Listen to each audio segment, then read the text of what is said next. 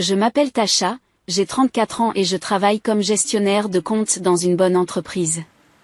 Le travail paie bien, suffisamment pour que je puisse économiser en vue de l'achat d'une chose que je souhaite depuis des années, ma propre maison. J'y vis dans un appartement loué depuis bien trop longtemps, et chaque mois, lorsque je fais mon chèque de loyer, j'ai l'impression de jeter de l'argent par les fenêtres. Après des années d'épargne, j'ai enfin eu assez d'argent pour verser un acompte.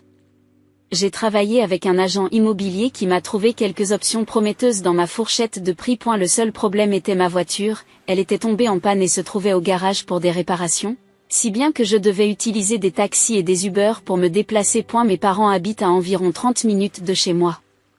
Mon père travaille dans le bâtiment et ma mère est secrétaire d'école. Ce sont de bonnes personnes, mais ils ont toujours favorisé mon jeune frère Jake. Il a 29 ans et n'arrive pas à garder un emploi. Il est constamment en train de démissionner ou de se faire licencier, toujours entre deux emplois, toujours en train de trouver des excuses. J'ai décidé de leur parler de mes projets de recherche de maison pendant le dîner du dimanche. Lorsque je suis entrée, Jake était sur le canapé et regardait la télévision. À table, j'ai pris une grande inspiration et j'ai fait mon annonce. J'ai économisé assez d'argent pour acheter une maison. Je travaille avec un agent immobilier et je cherche des maisons dans ma fourchette de prix. Maman a eu l'air surprise. C'est merveilleux, ma chérie. Combien veux-tu dépenser, demande papa. Je cherche des maisons autour de 600 000 $. J'ai assez d'argent pour un bon acompte. Jake s'est soudain réveillé avec plus d'intérêt qu'il n'en avait montré pour quoi que ce soit depuis le début de la soirée. Vous savez quoi? Je ne travaille pas en ce moment, alors je pourrais tout à fait t'aider. Je pourrais t'emmener visiter des maisons. Tu as dit que ta voiture était au garage, n'est-ce pas? J'étais vraiment surprise. Jake n'était généralement pas du genre à aider. En fait, c'est très gentil de ta part de me proposer ça, ai-je dit. Je veux dire que je m'y connais en maison et autres. Je pourrais te donner un deuxième avis sur les endroits. M'assurer que tu ne te fais pas arnaquer ou quoi que ce soit d'autre. Malgré tous ses défauts, Jake proposait de m'aider à faire le plus gros achat de ma vie. Peut-être était-il enfin en train de grandir un peu. J'ai rendez-vous avec mon agent immobilier demain pour visiter des maisons. Si tu veux vraiment venir, j'apprécierai ta compagnie. Bien sûr, tu m'envoies les détails par SMS et je passe te prendre. Vous savez quoi? Jake est passé à l'acte. Le lendemain, il est venu me chercher et nous avons commencé notre aventure de recherche de maison. Au cours des 2 semaines suivantes, nous avons visité une quinzaine de maisons différentes. Mon agent immobilier fixait des rendez-vous et Jake me conduisait à chacun d'entre eux. Je dois admettre qu'il a été d'une grande aide. Jake est peut-être un crétin incapable de garder un emploi, mais il a l'œil pour repérer les problèmes. Dans une maison qui semblait parfaite de l'extérieur, il a remarqué quelque chose de bizarre dans la salle de bain. Tasha, viens voir ça, m'a-t-il dit. Je me suis approchée et il a pointé du doigt le sol autour des toilettes. Tu vois comme les carreaux sont déformés ici? Et l'odeur? Il y a certainement un problème d'eaux usées. Il avait raison, l'agent immobilier a essayé de minimiser le problème, mais Jake a insisté pour que nous examinions le sous-sol. En effet, il y avait des taches d'eau et une odeur de moisi qui laissaient présager un problème d'égout. N'y pensez même pas, a dit Jake. Cet endroit vous coûterait des milliers de dollars en réparation. Je lui suis reconnaissant d'avoir compris cela. Nous avons immédiatement quitté cette maison. Jake a fait ce genre de choses dans plusieurs maisons. Il signalait les problèmes électriques, les problèmes de fondation ou tout simplement les choses qui semblaient anormales. Parfois, il était pointilleux, mais d'autres fois, il m'a évité de commettre des erreurs coûteuses. Après 2 semaines de recherche, nous avons trouvé une belle maison dans un quartier agréable, dans les limites de mon budget, à 600 000 $ exactement. L'inspection est revenue impeccable, sans aucun problème majeur. C'était parfait. J'étais tellement excitée que j'avais du mal à me contenir. Je voulais conclure l'affaire immédiatement. Mon agent immobilier a fait des heures supplémentaires pour remplir tous les documents. En l'espace d'une semaine, j'ai signé les papiers du prêt hypothécaire. 600 000 $, l'engagement financier le plus important de ma vie. Mais c'était le mien. Le moment était cependant mal choisi. Le lendemain de la signature, mon patron m'a convoqué dans son bureau. Tasha, j'ai besoin que tu ailles à Phoenix pendant 2 semaines. Une grosse présentation pour un client, et tu es la seule à pouvoir t'en occuper. Un voyage d'affaires, alors que je venais de devenir propriétaire. Je ne pouvais pas vraiment dire non, il s'agissait d'un client important. Jack, je l'ai appelé ce soir-là, j'ai besoin d'un service.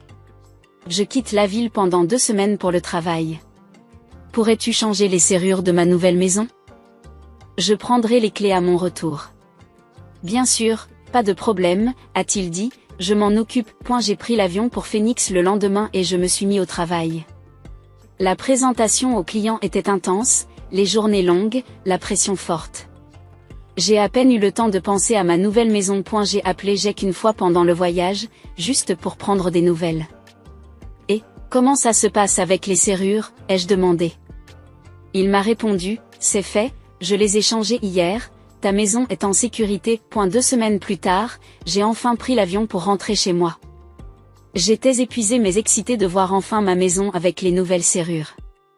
Il me restait encore 2 mois de bail pour mon appartement, je n'étais donc pas pressée de déménager. Je me suis dit que je prendrais mon temps, que je ferais peut-être d'abord quelques travaux de peinture ou d'amélioration. Le lendemain de mon retour de Phoenix, j'ai appelé Jack pour récupérer mes clés. J'étais impatiente de pouvoir enfin visiter ma maison en tant que propriétaire, et peut-être de commencer à planifier ce que je voulais faire dans chaque pièce. Jack, je suis de retour de voyage, ai-je dit quand il a décroché. Peux-tu m'apporter les clés de ma maison? Il y a eu une pause bizarre, plus longue que d'habitude. Puis il a dit quelque chose que je n'attendais pas. En fait, je ne peux pas te donner les clés maintenant. Comment ça, tu ne peux pas me donner les clés, demandai-je, confus. Eh bien, j'ai décidé de vivre dans ta maison avec ma nouvelle petite amie pendant un certain temps. Tu ne ferais que nous gêner. Je n'arrivais pas à comprendre ce qu'il disait. Qu'est-ce que tu racontes? C'est ma maison, Jack, je l'ai achetée. Oui, mais j'en ai parlé à papa et maman, et ils ont dit que je pouvais y rester. J'étais en état de choc, il devait s'agir d'une sorte de blague. Jack. C'est insensé. Tu dois me donner mes clés et partir de chez moi immédiatement. Il s'est mis à rire. Détends-toi, Tasha. J'en ai déjà parlé à nos parents, ils sont tout à fait d'accord. Je n'arrivais pas à croire ce que j'entendais. J'ai raccroché et j'ai immédiatement appelé un taxi. Ma voiture était encore au garage, je devais donc me contenter d'une course. J'ai donné mon adresse au chauffeur et je suis restée assise à fumer pendant tout le trajet. Quand je suis arrivée chez moi, je suis allée directement à la porte d'entrée et j'ai commencé à frapper. Jack, ouvre cette porte tout de suite. Pas de réponse, mais je pouvais entendre des gens à l'intérieur, des voix, des pas. Je savais qu'il était là. J'ai continué à frapper et à l'appeler par son nom. Au bout de 5 minutes, j'en ai eu assez. Jack, si tu n'ouvres pas cette porte tout de suite, j'appelle la police. Tu occupes illégalement ma maison. Tout est devenu silencieux à l'intérieur. Puis mon téléphone a sonné. C'était maman. Tasha, chérie, qu'est-ce qui se passe? Je savais que Jack l'avait appelé. Maman, Jack ne veut pas me laisser entrer dans ma propre maison. Il a changé les serrures comme je l'avais demandé, mais maintenant il a décidé d'y vivre avec une copine, c'est dingue. Maintenant, Tasha, calme-toi, dit maman, et ce garçon qu'elle utilise quand elle essaie de gérer une situation. Viens ici pour qu'on puisse en parler correctement. J'appelle la police s'il n'ouvre pas ma porte tout de suite, dit Dash. Elle ne t'avise pas, dit maman d'un ton ferme, c'est une affaire de famille, viens ici immédiatement. J'étais tellement en colère que j'avais du mal à réfléchir. J'ai frappé la porte une fois de plus, assez fort pour me blesser la main, puis j'ai appelé un autre taxi. 20 minutes plus tard, j'entrais dans la maison de mes parents, complètement furieuse. Je veux savoir si c'est vrai que tu as dit à Jack qu'il pouvait vivre chez moi. Ai-je demandé à la seconde où j'ai franchi la porte. Maman et papa se sont regardés, puis maman a hoché la tête. C'est vrai, mais Jack n'a rien capturé. Il a juste décidé de rester là temporairement. Il sort avec cette fille, et il a besoin d'un endroit privé pour être avec elle. Tu te moques de moi là? Je ne pouvais pas croire ce que j'entendais. J'ai acheté cette maison, je paie l'hypothèque. Jack n'a aucun droit d'être là. Et elle en a plus besoin que toi en ce moment, dit maman. Tu dois comprendre sa situation. Tasha, tu as encore ton appartement pour 2 mois. Jack n'a nulle part où aller avec sa petite amie. Alors laisse-le se débrouiller tout seul. Trouve un travail et loue un appartement comme une personne normale. C'est juste pour quelques mois, dit papa de sa voix raisonnable. Jusqu'à ce que Jack trouve du travail et qu'il ait son propre logement. Ensuite, il déménagera et tu pourras emménager. J'étais complètement abasourdi. Ce n'est pas normal. Ce n'est pas comme ça que les choses fonctionnent. Je vais appeler la police. Et la voix de maman est devenue sévère. Si tu appelles la police pour ton frère, nous ne te parlerons plus. C'est une affaire de famille, et nous la gérons en famille. Tasha, ma chérie, dit papa d'une voix douce. Tu as toujours été une si bonne sœur. Tu as toujours aidé Jack quand il en avait besoin. Nous te demandons simplement de l'aider une fois de plus. Et la culpabilisation, bien sûr. Je les ai regardés tous les deux et j'ai vu qu'ils étaient très sérieux. Ils s'attendaient vraiment à ce que je laisse Jack vivre dans ma maison pendant que je payais l'hypothèque. 2 mois, ai-je enfin dit, 2 mois, et il est dehors, pas un jour de plus. Merci, chérie, dit maman, l'air soulagé. Je savais que tu comprendrais. J'y suis partie sans dire au revoir à aucun d'entre eux. Quand je suis rentrée à mon appartement, j'ai reçu un texto de Jack, merci à nous, j'apprécie vraiment. J'ai regardé fixement mon téléphone. Toute cette situation me paraissait complètement surréaliste. Je possédais une maison, mais je ne pouvais pas y vivre parce que mon frère au chômage en avait besoin pour sa vie amoureuse. J'ai essayé de me concentrer sur mon travail et ma vie normale, mais je n'arrêtais pas de penser à Jack vivant dans ma maison. Au bout de quelques jours, je n'en pouvais plus. Il fallait que je voie ce qui se passait. Je me suis rendue sur place, ma voiture étant enfin réparée, et j'ai frappé à la porte. Cette fois, Jack m'a répondu avec un grand sourire, et, Tasha, entre. Je suis entrée dans ma propre maison et je l'ai tout de suite vue. La petite amie de Jack était assise sur mon canapé comme si l'endroit lui appartenait. Elle avait peut-être 25 ans, était blonde et portait des vêtements qui coûtaient probablement plus cher que ma mensualité de voiture. Voici ma petite amie, Brianna, a dit Jack avec fierté. Brianna a levé les yeux de son téléphone. Oh, tu es la sœur. Jack m'a parlé de vous. La prochaine fois, tu devrais appeler avant. Nous étions sur le point de sortir. Je l'ai regardé fixement. Appeler d'abord ? C'est ma maison. Brianna a haussé les épaules. Ouais, peu importe. Mais Jack et moi vivons ici maintenant, alors tu devrais respecter notre espace et nous faire savoir quand tu viens. J'ai senti ma pression sanguine monter en flèche. Excusez-moi, mon espace ? C'est ma maison, c'est moi qui paie l'hypothèque. Écoutez, je me fiche de savoir quel nom figure sur les papiers, dit Brianna avec désinvolture. Jack et moi vivons ici, alors ce sont nos règles. J'étais sur le point de perdre complètement la tête quand Jack m'a attrapé le bras. Tasha, je peux te parler dans la cuisine une seconde ? Il m'a éloigné de Brianna avant que je puisse dire quoi que ce soit d'autre. Écoute, s'il te plaît, ne commence pas à te battre avec elle, a-t-il dit calmement.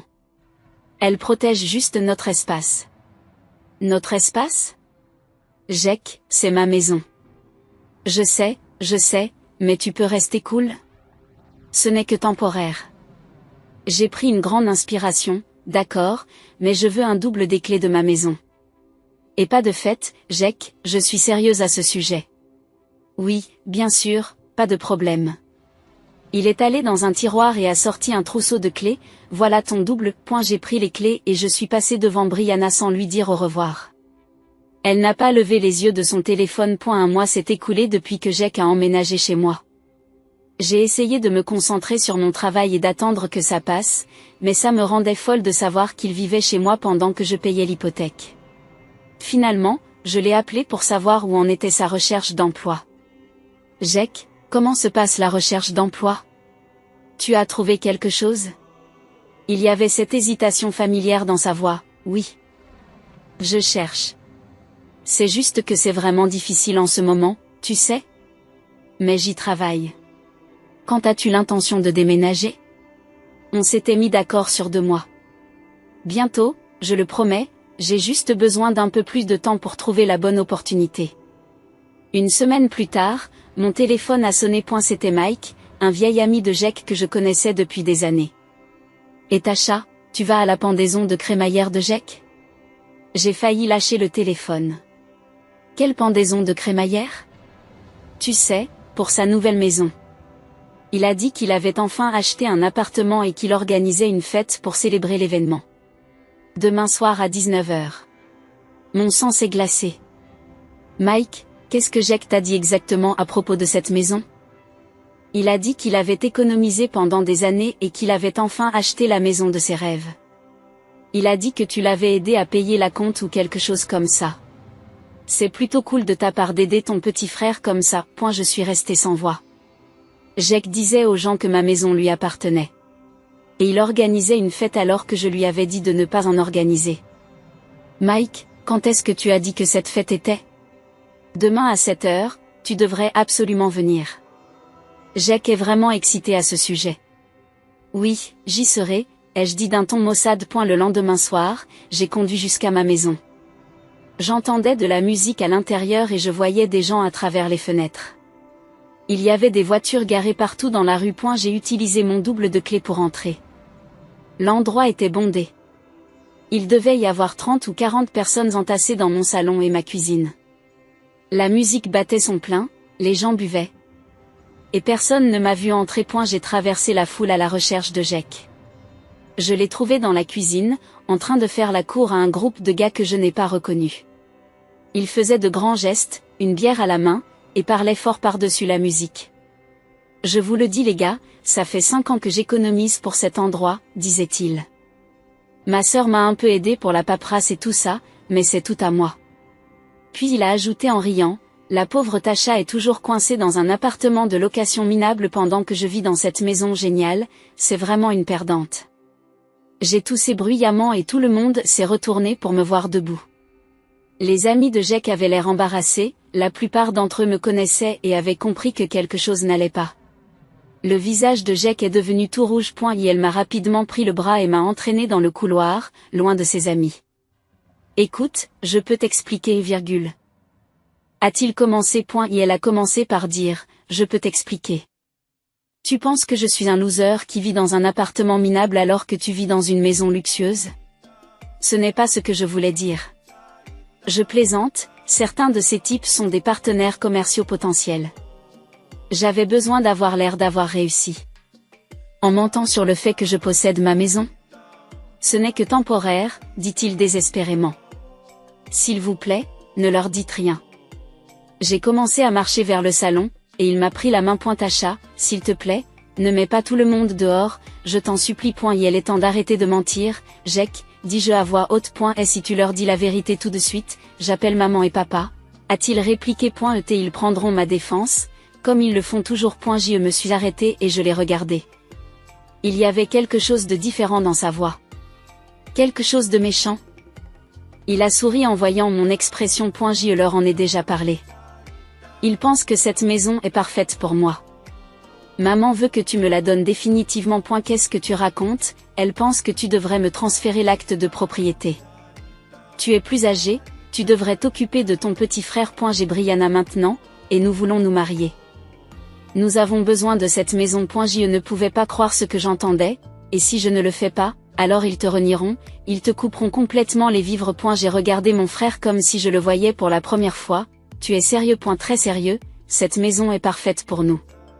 Tu peux trouver un autre endroit. J'ai quitté la fête sans un mot de plus et j'ai appelé maman depuis ma voiture. Maman, tu as vraiment dit à Jack que je devais lui donner ma maison? Eh bien, oui, dit-elle calmement, tu es bien établi dans ta carrière? Et Jack a besoin d'aide pour démarrer. Il a une petite amie qu'il veut épouser. Qui va payer l'hypothèque? Maman a eu l'air surprise, c'est toi, bien sûr. Jack n'a pas encore de travail. Alors laissez-moi résumer. Jack vit dans ma maison, je paie l'hypothèque et il la gardera pour toujours. Je comprends, j'ai dit calmement et j'ai raccroché. Je suis retourné à mon appartement et j'ai commencé à emballer mes affaires. J'en avais assez de cette folie. Demain, je mettrai fin à cette situation ridicule. Le lendemain matin, je me suis fait porter pâle au travail et je suis allé chez moi. Je me suis garé de l'autre côté de la rue et j'ai attendu. 1 heure plus tard, Jack et Brianna sont sortis et sont montés dans sa voiture. Ils sont partis, probablement pour aller déjeuner ou faire du shopping avec l'argent que Jack ne gagnait pas dès qu'ils sont partis. Je suis allé chez moi. J'avais déjà appelé un serrurier et pris rendez-vous avec lui. Il m'attendait à mon arrivée. Il veut faire changer toutes les serrures, m'a-t-il demandé. Toutes, lui ai-je répondu. Pendant qu'il travaillait, je suis allé à ma voiture et j'ai commencé à rentrer les cartons que j'avais faits. Mes vêtements, mes affaires personnelles, tout ce dont j'avais besoin pour vivre dans ma propre maison. Puis je suis monté à l'étage et j'ai rassemblé toutes les affaires de Jake et Brianna. Des vêtements, des articles de toilette, des appareils électroniques, tout un tas de choses. J'ai tout mis dans des sacs poubelles et je les ai transportés dehors, sur la pelouse. Lorsque le serrurier a terminé, je l'ai payé et je me suis enfermé dans ma maison. Pour la première fois depuis des semaines, je pouvais respirer normalement. J'étais enfin chez moi. Vers 6 heures. J'ai entendu une voiture s'arrêter. Puis des voix en colère à l'extérieur. Jake et Brianna étaient revenus. « C'est quoi ce bordel ?» criait Jake, « pourquoi nos affaires sont sur la pelouse ?» Ils ont commencé à frapper à la porte et à sonner encore et encore. J'ai ouvert une fenêtre à l'étage. « Sortez de ma propriété ou j'appelle la police. »« Tasha, qu'est-ce que tu as fait ? Pourquoi as-tu jeté nos affaires ? » ?»« Parce que c'est ma maison et que tu n'y vis plus. » Jake a immédiatement sorti son téléphone et a appelé maman. Je l'entendais hurler que je les avais mis dehors. 2 minutes plus tard, mon téléphone a sonné. « Tasha Marie, tu laisses ton frère retourner dans cette maison tout de suite. »« Non, maman, je ne le ferai pas. Si tu ne le fais pas, on te renie, on ne te parlera plus jamais. »« Alors je crois que c'est fini, » ai-je dit, et j'ai raccroché. Jake et Brianna sont restés dehors à crier pendant encore 15 minutes. Finalement, Jake a crié, « Tu vas le regretter. » Tasha. Puis ils sont partis. Après le départ de Jake et Brianna, j'ai appelé mon patron et lui expliqué que je devais travailler à domicile pendant quelques semaines. Je lui ai dit que j'avais une urgence familiale, ce qui n'était pas vraiment un mensonge. Il s'est montré compréhensif et m'a dit que je pouvais travailler à distance aussi longtemps que nécessaire. J'ai installé mon ordinateur portable dans la chambre à l'étage que j'avais transformé en bureau et j'ai essayé de me concentrer sur mon travail. C'était étrange d'être dans ma propre maison pour la première fois, mais aussi incroyablement soulageant. Plus besoin de payer un loyer alors que quelqu'un d'autre vivait dans l'endroit qui m'appartenait. J'ai commandé mes courses en ligne et je me les suis fait livrer. Je ne prenais aucun risque en laissant la maison sans surveillance. Je connaissais suffisamment Jake pour savoir qu'il n'abandonnerait pas facilement. Les premiers jours, tout était calme. J'ai commencé à penser que Jake avait peut-être accepté que c'était fini. J'aurais dû m'en douter. Jeudi après-midi, je travaillais sur mon ordinateur quand j'ai entendu un bruit bizarre de grattement venant d'en bas. On aurait dit que quelqu'un essayait de forcer la serrure de ma porte d'entrée. J'ai rampé jusqu'à la fenêtre et j'ai regardé en bas. Il y avait Jake, accroupi près de ma porte d'entrée avec ce qui ressemblait à des crochets de serrure dans les mains. Il était en train d'essayer de s'introduire dans ma maison. J'ai pris mon téléphone et j'ai appelé le 911. Quelqu'un essaie de s'introduire dans ma maison. Il est en train de crocheter la serrure. Je leur ai donné mon adresse et ils m'ont dit que des policiers étaient en route. J'y suis resté près de la fenêtre, regardant Jake travailler sur ma serrure. Il était complètement concentré. Comme s'il avait le droit d'être là. La police est arrivée au bout de 5 minutes. 2 officiers sont sortis de leur voiture et se sont approchés de Jake, qui était toujours accroupi près de ma porte. « Excusez-moi, monsieur, que faites-vous ?» a demandé l'un des officiers. Jake a levé les yeux, surpris. « Oh, salut les officiers. C'est ma maison, je me suis enfermé dehors. J'ai ouvert ma porte d'entrée et je suis sorti. Officier, je suis le propriétaire de la maison. Cet homme est mon frère et il ne vit pas ici. Il essaie d'entrer illégalement. » Jake s'est levé d'un bond. « Tasha, dis-leur que je vis ici. »« Non, Jake, tu ne vis pas ici. C'est ma maison et je veux qu'il soit arrêté pour tentative d'effraction. » L'un des officiers regarde les crochets de Jake. « Monsieur, avez-vous la permission d'être sur cette propriété ?» Jake était furieux. « Tasha, tu ne peux pas me faire ça, je suis de la famille. »« Monsieur, vous êtes en état d'arrestation pour tentative de cambriolage, dit l'officier en sortant les menottes. Pendant qu'il conduisait Jake à la voiture de police, il n'arrêtait pas de crier que j'allais le regretter, que je ne pouvais pas faire ça à ma famille. J'ai regardé la scène depuis ma porte jusqu'à ce qu'il s'en aille. 2 heures plus tard, mon téléphone a sonné. C'était maman et elle était furieuse. « Comment oses-tu faire arrêter ton frère ? Appelle la police tout de suite et dis-leur de le laisser partir. Non, maman, il essayait de s'introduire dans ma maison. C'est ridicule, c'est une affaire de famille. C'est un adulte qui a commis un crime. Je n'appelle personne. Maman m'a raccroché au nez. Quelques jours plus tard, j'ai appris par mon cousin que Jake avait été libéré après que mes parents aient payé la caution. C'était il y a 3 mois. Je n'ai plus parlé à Jake ni à mes parents depuis ce jour. Je sais par d'autres membres de la famille que Jake et Brianna vivent maintenant avec mes parents. Apparemment. Papa et maman racontent à qui veut l'entendre à quel point je suis cruelle et égoïste, à quel point j'ai abandonné ma famille pour une stupide maison. Ma cousine Sarah m'a appelé la semaine dernière pour me mettre au courant du drame familial. Ta mère continue de dire à tout le monde que tu as volé la maison de Jake, m'a-t-elle dit. Elle dit que tu l'as trompé en lui faisant croire que c'était la sienne. C'est insensé, ai-je dit, mais je ne suis pas surprise. Ton père a l'air embarrassé par toute cette histoire, mais il ne la contredit pas. Et Jake dit aux gens que tu l'as fait arrêter sans raison. Et sa petite amie? J'ai demandé. Brianna l'a larguée il y a 1 mois. Apparemment, vivre avec ses parents n'était pas le style de vie luxueux qu'elle recherchait. Je me suis presque senti mal pour Jake quand j'ai entendu ça, presque. Tu vas bien? Sarah a demandé, je veux dire, ne pas leur parler? Honnêtement? Je n'ai jamais été aussi bien depuis des années. Et c'est la vérité. J'aime vivre dans ma maison. J'ai peint les murs dans des couleurs qui me plaisent. J'ai acheté des meubles qui me rendent heureuse. J'ai un jardin maintenant. Je peux faire ce que je veux parce que c'est à moi. La famille me manque parfois. C'est bizarre de ne pas recevoir d'appel de papa ou de maman. Mais les drames ne me manquent pas. Ça ne me manque pas d'être obligé de m'occuper des problèmes de Jake. Ça ne me manque pas d'être la personne responsable qui doit tout sacrifier pour les autres. Mes amis ont été choqués quand je leur ai raconté ce qui s'était passé. La plupart d'entre eux ont dit qu'ils ne pouvaient pas croire que mes parents auraient pris le parti de Jake pour quelque chose d'aussi évident. Quelques-uns ont dit qu'ils m'admiraient pour m'être défendu. Le travail se passe très bien. Sans tout le stress familial, je suis plus concentrée et plus productive. Mon patron m'a laissé entendre qu'une promotion pourrait m'être accordée. Le mois dernier, j'ai croisé Jake à l'épicerie. C'était très gênant. Il m'a vu en premier et j'ai vu qu'il hésitait à m'aborder. Finalement, il s'est approché. Et Itasha, dit-il calmement, écoute, je sais que les choses sont devenues folles avec la situation de la maison. On pourrait peut-être se parler un jour. Mettre les choses au point. Il n'y a rien à régler, Jake, tu as essayé de voler ma maison. Ce n'était pas comme ça. C'était exactement comme ça.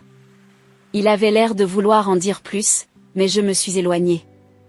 J'en ai fini avec ses excuses et ses manipulations. Parfois, on me demande si je regrette d'avoir coupé les ponts avec ma famille. La réponse est non. Je regrette que cela ait dû arriver. Mais je ne regrette pas le choix que j'ai fait.